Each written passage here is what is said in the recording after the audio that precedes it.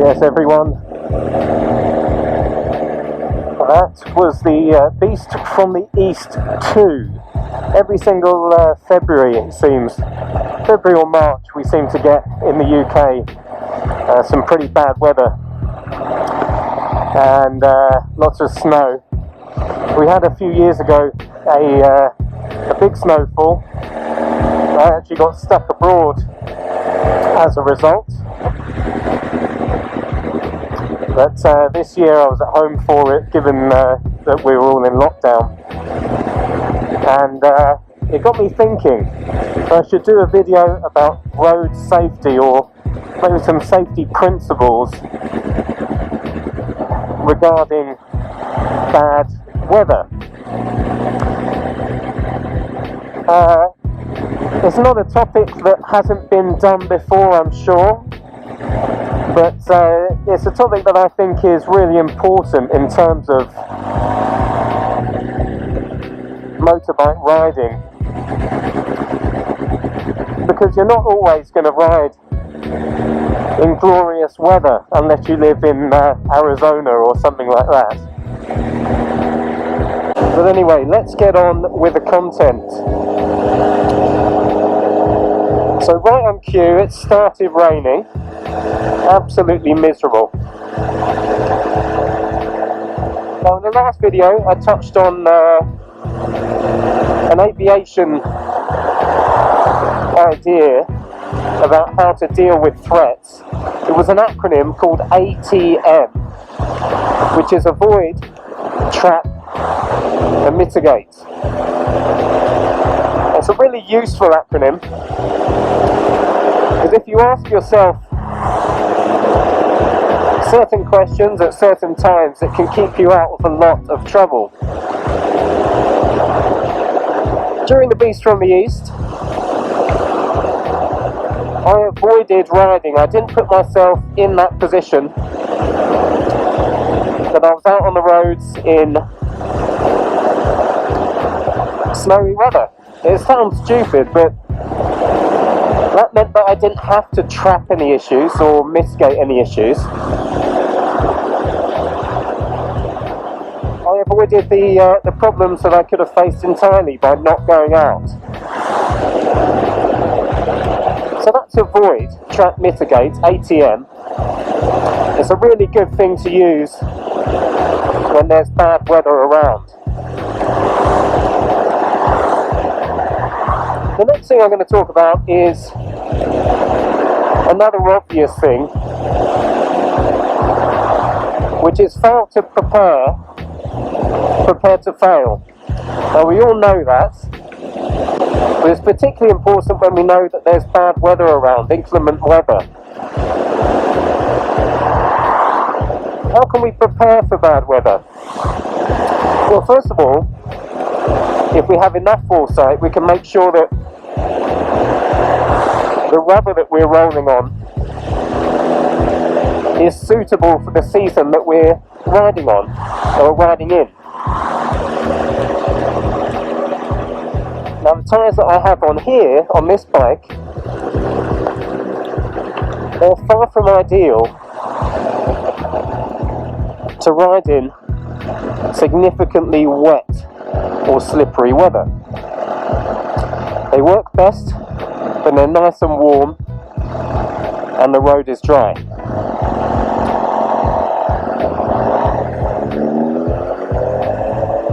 I didn't have time to swap the tyres out this morning, so I'm just going to have to make do.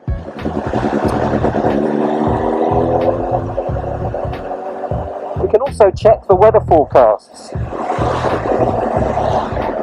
In my last video I mentioned that I fly airliners for a living, and we would never leave the crew room or even think to operate an aircraft without having checked all of the weather. So that is of vital importance. Check the weather along your route and make sure that it's suitable for your ride. Because the last thing you want to do is get caught out.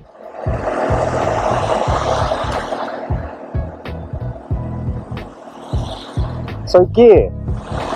Now of course it's pretty obvious to wear the appropriate gear when road surfaces are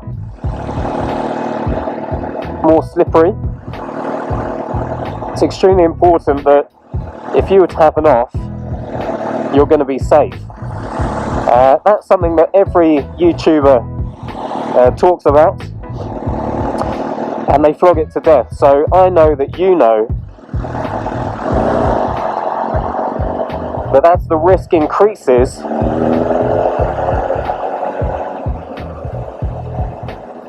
our mitigations against the risk have to increase as well. That's particularly true of gear. But the things I'm going to mention about gear is based on personal experience. Alright.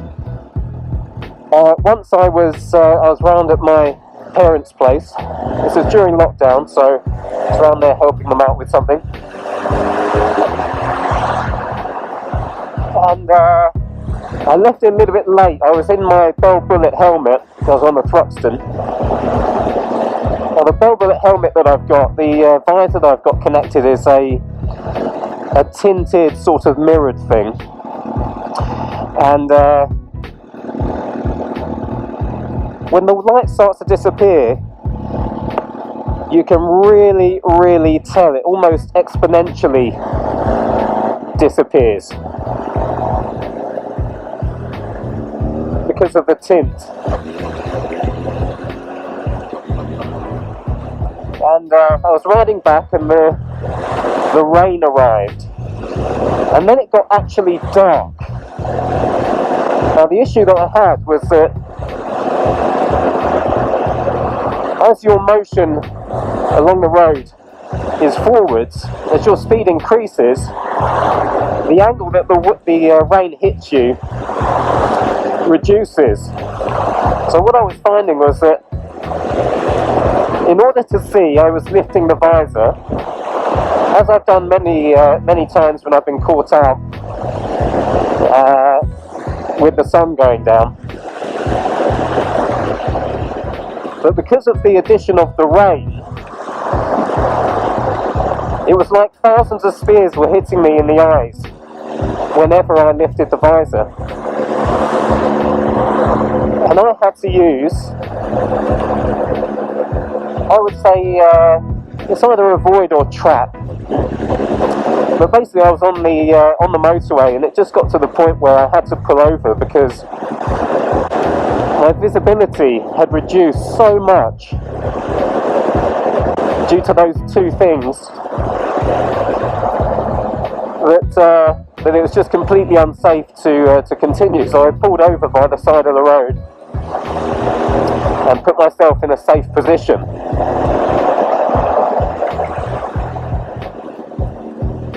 Also with regards to visors and in relation to reduced visibility, when the weather is cold, do try and make sure that you apply some kind of protection on the insides of your visor to reduce the effects of fogging. And the temperature meets the dew point, and before you know it, with every single breath,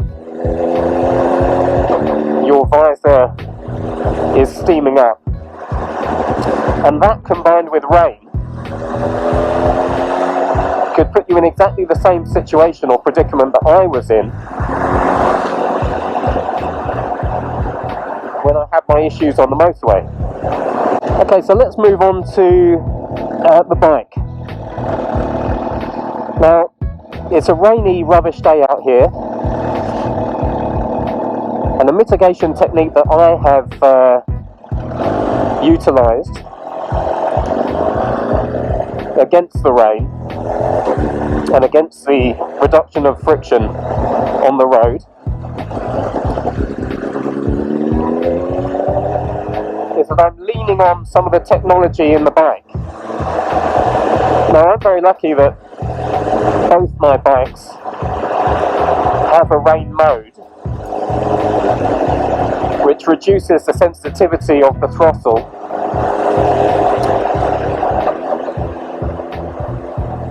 This particular bike, it's very important to make use of that in these kind of situations because it has so much torque, 134 Newton meters of torque. So it's got so much torque that you could really come undone if you've got all the power of the 1000cc or the 998cc engine in this bike being sent to a wheel that has no traction. The other thing that I've got is on both bikes is traction control.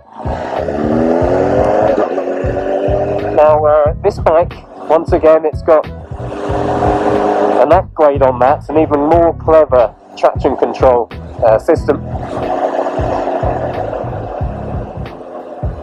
which means I've got loads of selectability over it, a 9-stage traction control.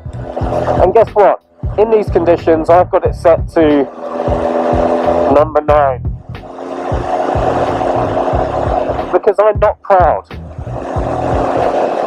And that leads me on to the next thing I want to talk about, which is the psychology of riding in the rain. Now, we're all human and we're all motorbikers.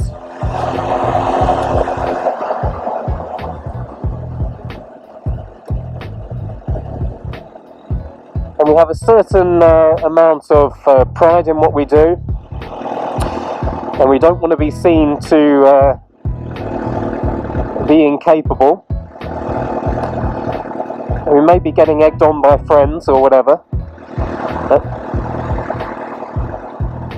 And what I'd say to that is don't let any of those factors affect your ride.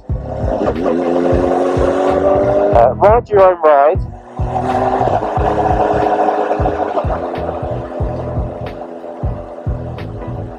And don't be ashamed to put your rain mode on or bump your traction control setting up to the highest it will go, because nobody is going to give you a medal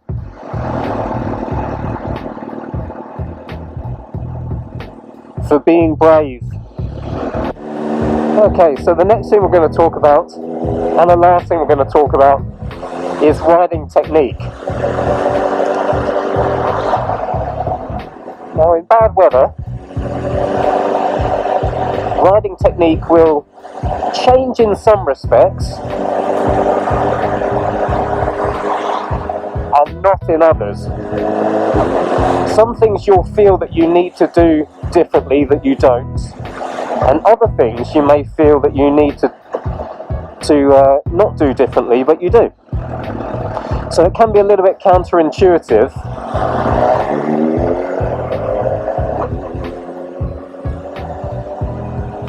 And I'll tell you a couple of reasons why.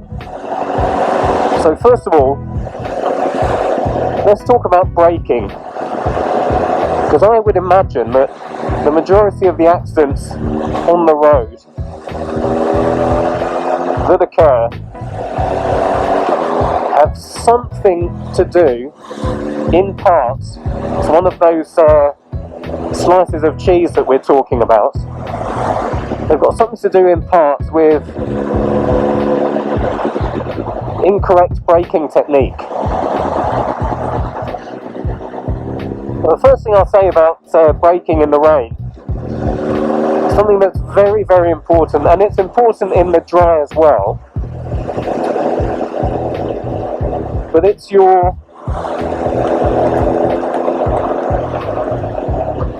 technique with regard to your brake lever.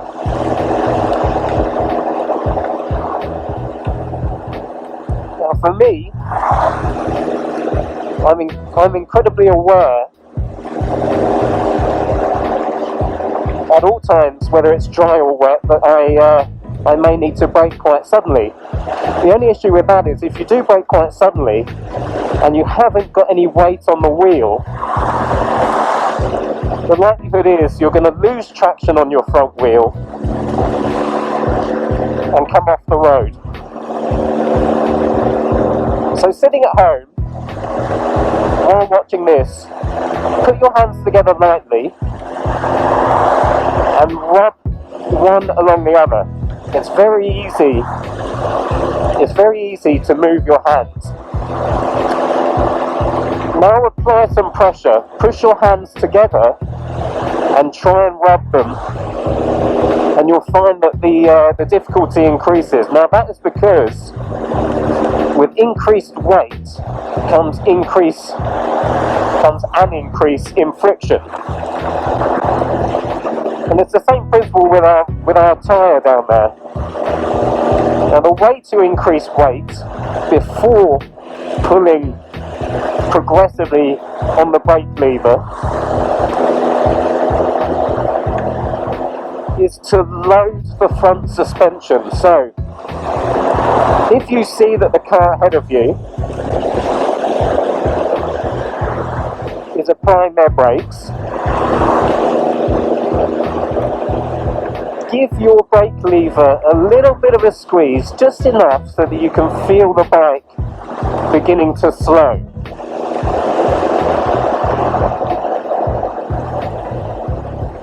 That means that your front forks are compressing, and the fact that your front forks are compressing is an indication that you have some weight on your wheels. Well, this is a little bit Final Destination too, isn't it?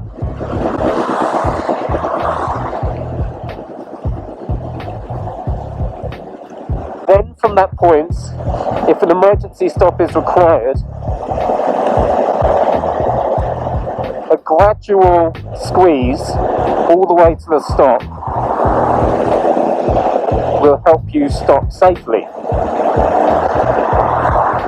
What else stops you safely in conditions like this? Well, keeping your wheel in line with the axis of the bike. So if your wheel is at an angle and you squeeze the brakes,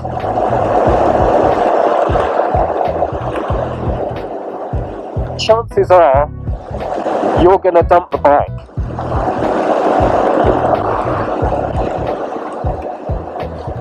Keep your wheels straight if applying a significant braking force. That's a really important trick when braking efficiently and safely in the rain.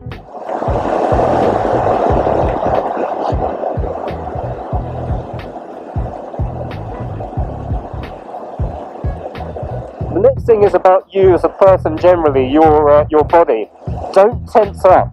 Motorbikes don't like people who are tense. When you're tense, you fail to put in the appropriate control inputs. If you're rigid, and the bike will ride as if it's rigid. So try and relax. That's a really big point. Reduce lean angle.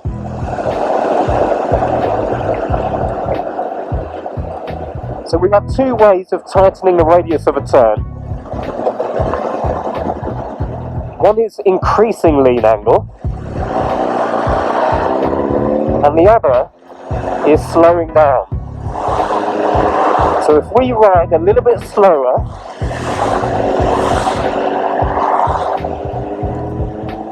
we can reduce the radius of a turn without increasing lean angle.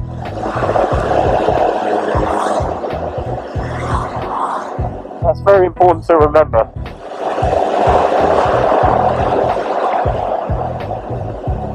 Margins of safety. Increase your margins of safety by increasing your space cushion. When there's water like this on the roads,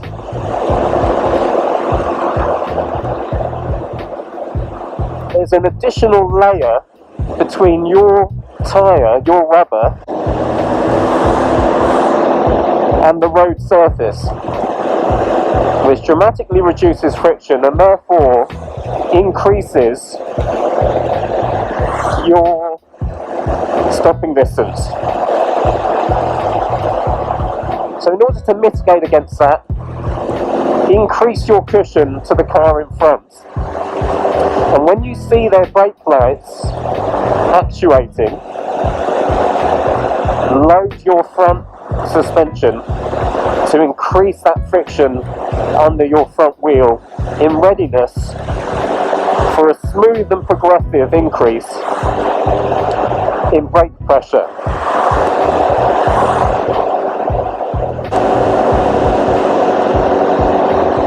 Now you could probably talk about this subject all day long, but I think I'm going to try and leave it there if I can, on the basis that if you can use 2 or 3 of the points that I've said to you effectively in your riding will improve, or your riding, the safety while riding will improve dramatically. Whereas if I hit you with an hour of this stuff, it's much less likely to go in, and it will in effect be negative learning. So I'm going to leave the video there, but I hope you found that interesting. And maybe if you've got some other ideas about what can increase safety margins on the road during bad weather, maybe you could drop them in the comments below. And if there's enough, perhaps I'll take a few of those and make another video.